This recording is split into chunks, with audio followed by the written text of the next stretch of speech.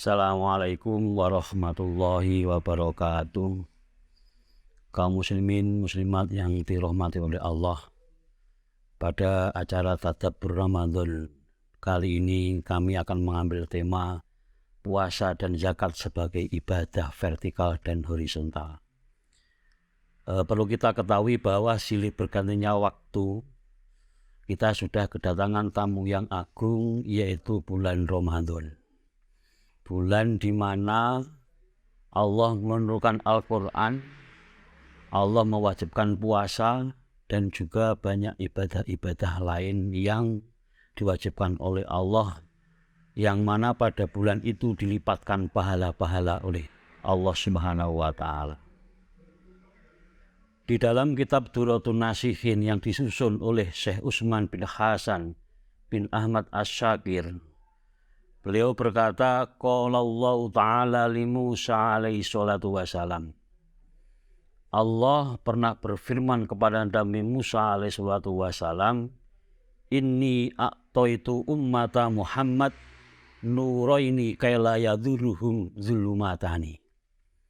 Sesungguhnya aku sudah memberikan kepada umat Muhammad dua nur, supaya ketika umat Muhammad mengalami dua kegelapan, ini tidak terjadi permasalahan. Faqala Musa alaihi salatu wassalam, ma nurani ya Rabbi. Kemudian Nabi Musa bertanya kepada Allah, ma nurani ya Rabbi, apa dua nur itu ya Rabbi? Faqala Allah Ta'ala, nuru Ramadhana wa nuril Qur'an. Allah berfirman, dua nur itu adalah pertama nur Ramadan dan kedua adalah nur Al-Quran. Faqala Musa alaihi salatu wassalam, madzulumatani ya Rabbi. Kemudian Nabi Musa alaihi salatu wassalam berkata kepada Allah, madzulumatani ya Rabbi, apakah dua kegelapan itu ya Rabbi? Faqala Allah Ta'ala, dzulmatul qabri wa dzulmatu yaumil qiyamah. Allah berfirman, dua kegelapan itu adalah dzulmatul qabri, kegelapan alam kubur, dan kegelapan pada hari kiamat. Itu sedikit terkait masalah faedah atau afdholiyah daripada hikmah Ramadan secara vertikal. Kaum muslimin muslimat yang dirahmati oleh Allah, pada bulan Ramadan ini juga disyariatkan yang namanya zakat fitrah. Pembicaraan seputar zakat fitrah ini tidak hanya terhenti kepada perintah itu suatu kewajiban, tetapi lebih daripada itu, bahwa para pakar ini telah meneliti faedah-faedah secara detail kenapa disyariatkannya zakat fitrah. Tapi yang jelas di sisi daripada zakat fitrah itu merupakan suatu kewajiban, tetapi secara horizontal terkait dengan hubungan sosial kemasyarakatan, sosial ekonomi, ini juga ada dampak-dampak yang sangat berfaedah untuk kemajuan daripada umat Islam. Bahkan Allah memuji Nabi Ismail alaihissalam yang menyuruh keluarganya untuk melakukan sholat dan menunaikan zakat, seperti firman-Nya di dalam surat Maryam ayat 55. A'udzu billahi minasyaitonir rajim. Wa kana ya'muru ahlahu bis-sholati waz-zakati wa kana inda rabbihi mardiyya. Artinya, dan ia menyuruh ahlinya untuk sholat dan menunaikan zakat, dan ia adalah seorang yang diridhoi di sisi Tuhannya. Secara individu, pemberlakuan zakat oleh syariat itu mempunyai beberapa hikmah. Di antaranya yang pertama adalah zakat itu menambah harta. Dalam posisi ini, maka sebagai umat muslim kita harus punya satu keyakinan bahwa hakikat zakat yang bermakna zakka yuzakki tazkiyan, bermakna suci ataupun tambah, maka secara syariat, ini zakat pada hakikatnya ini adalah dapat menambah harta, tidak mengurangi harta. Karena sebagai seorang muslim tidak boleh melupakan bahwa kekayaan yang diterima oleh manusia itu juga peran serta daripada Allah Subhanahu wa taala.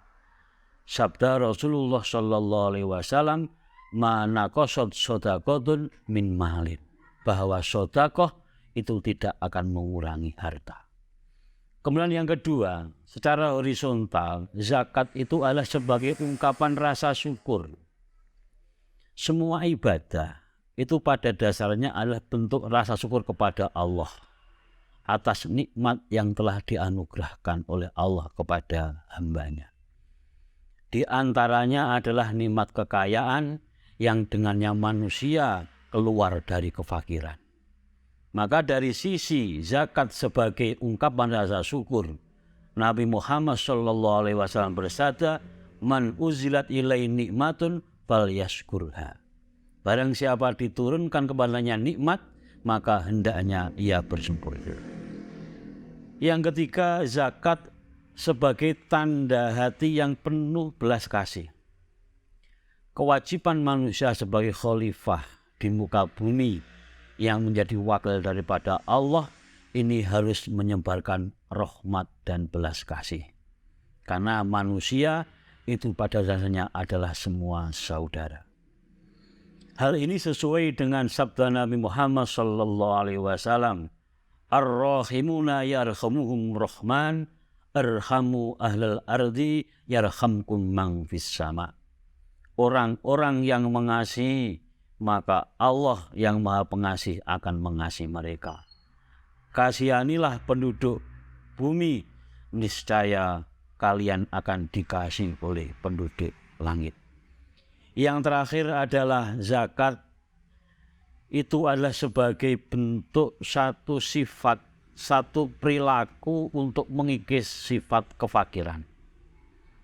Di dalam kitab Tafsir Mafatihul Ghaib, Fakhruddin Ar-Razi mengungkapkan bahwa manusia itu cenderung mempunyai sifat-sifat mengejar harta, menguasai harta, menyimpan harta, dan menjaganya dari bahaya-bahaya yang mengancam eksistensi kekuasaannya.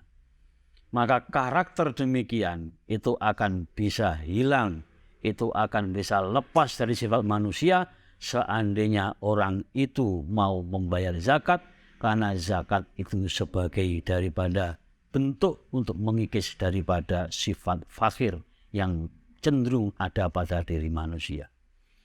Itu mungkin sedikit tadabbur Ramadan dengan tema Ramadan sebagai ibadah vertikal dan zakat sebagai horizontal.